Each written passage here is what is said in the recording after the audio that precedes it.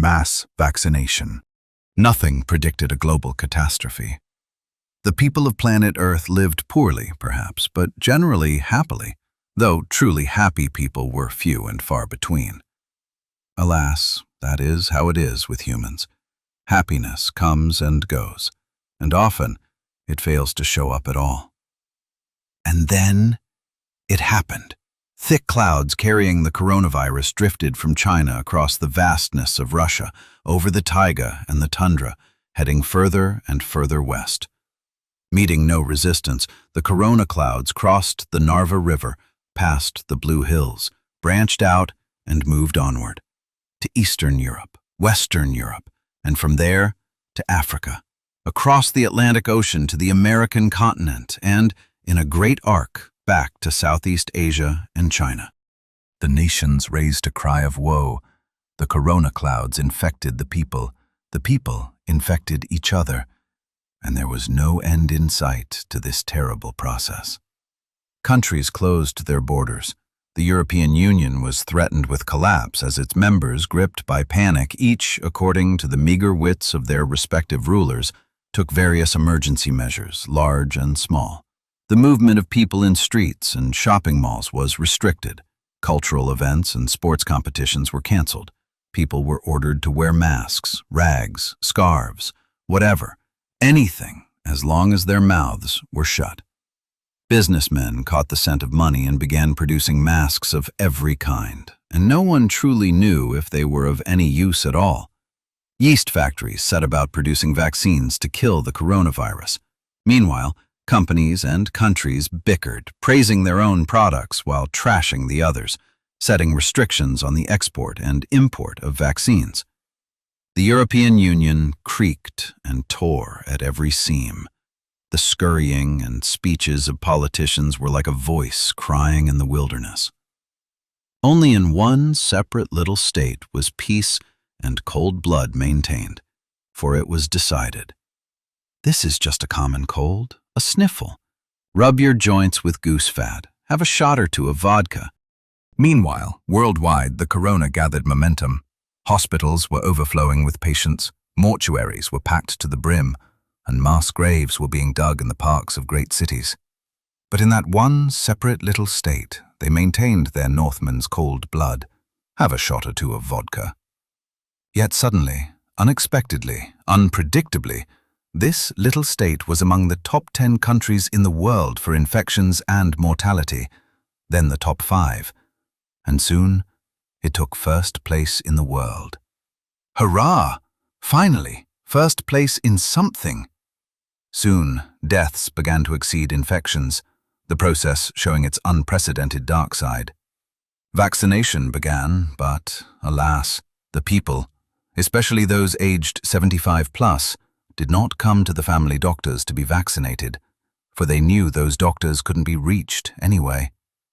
The relevant officials decided to set up digital registration via computer, but more trouble followed. The server crashed under the heavy load. The elderly were angry. Can they really not get a machine to run properly? But the officials had an excuse ready. We were just joking. This digital registration wasn't meant seriously. At this justification, an even greater outcry arose. What kind of foolish jokes are these? During the Russian-Soviet occupation, they made all sorts of jokes. Corn cultivation and square nest potato planting. And now this? But lo and behold, the officials were clever by nature, and they found a justification. Actually, we were only trying to be funny. We wanted to see if the joke would land, if we'd get a laugh, nothing worse. Incidentally, Vladimir Ilyich Lenin said that every kitchen maid could become a ruler of the state, and that has come true to the tune of 80%. But Lenin never said that every comedian could become a ruler. One way or another, they soon found themselves back at square one. There wasn't enough vaccine. Still, there was enough of a vaccine from one little-known foreign yeast factory, and it was injected into the masses. But a little later, it turned out that this miracle vaccine didn't kill the corona.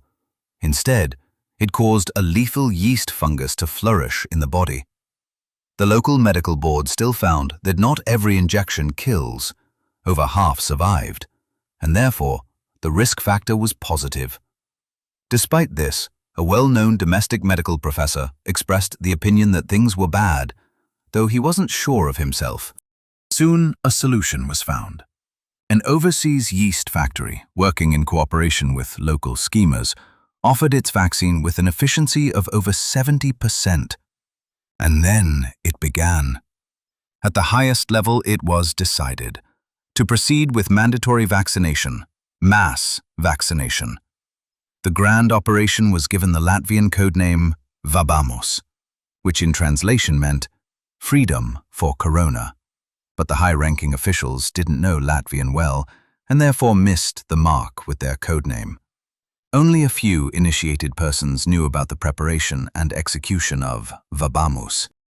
On a cold, moonlit March night, around 4 in the morning, during the deepest sleep, the anxious barking of dogs and the roar of heavy trucks could be heard in the yards of many farmers and summer house owners behind snowy gates.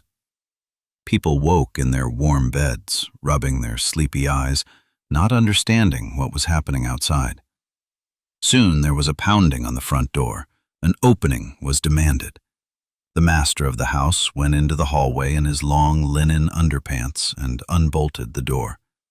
Individuals in masks, transparent face shields, and hazmat suits pushed their way in. Commands were heard. "Come with us. Get dressed quickly. 20 minutes to get ready." People, men and women, began gathering their things with trembling hands and feet. Many still remembered the stories of their grandmothers and grandfathers or fathers and mothers about the horrific March deportations of 1949, and they believed history was repeating itself. The lady of the house hurried to the pantry and, with a heart trembling, wrapped a hefty slab of smoked meat in a piece of linen cloth. She shoveled a handful of beans into a small bag, grabbed a few loaves of bread baked yesterday evening and still warm from the oven, and, most importantly, placed a sewing machine next to her bundle. In the Siberian memories of the people, it was always emphasized. Those who had a sewing machine, those who knew how to sew, they could always earn something, whether a dozen chicken eggs or a few rubles.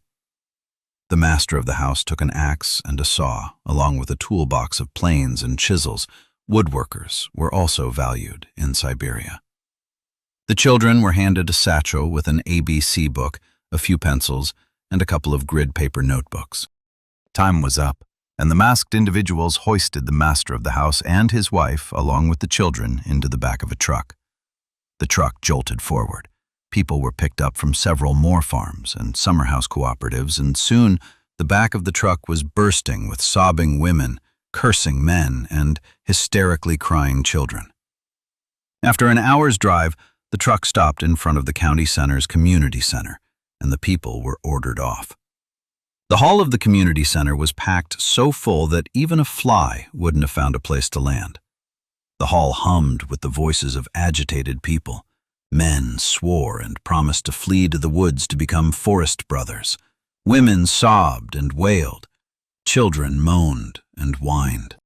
A man in a blue pressure suit and a black mask stepped up to the lectern, his face entirely covered by a massive green face shield upon which a grinning face was drawn in black ink. Seeing such a monster, the children were terrified and began to scream.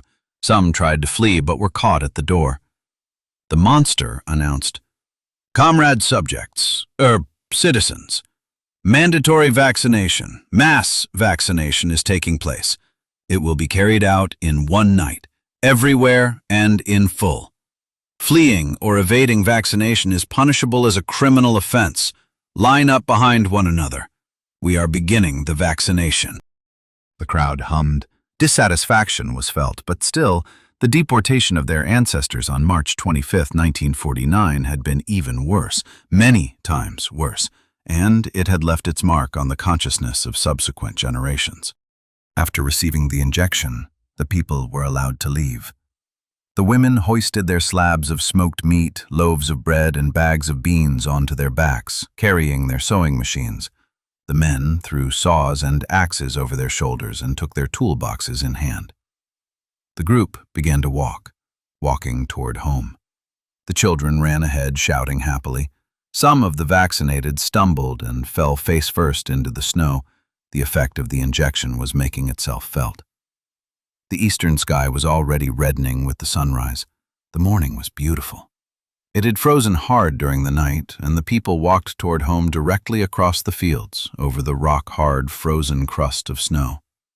The governing party's care for the people's happiness made their souls joyful and light. The men had secretly opened a bottle of moonshine they'd brought along, took swigs from it, and droned a romantic little song. The eastern sky glows, the morning star, like a distant beauty, eyes me with a smirk on her lips. I whisper your name. Let it be carried on the corona wind, so it may dry the dewdrops on the rose. The next morning, an important government announcement was broadcast to the population via television. The nationwide anti-corona mass vaccination carried out last night is declared void. The vaccine was found to be a counterfeit product from a yeast factory belonging to an international criminal group. A criminal case has been initiated. Mass devaccination will be carried out in the near future. Thank you for listening.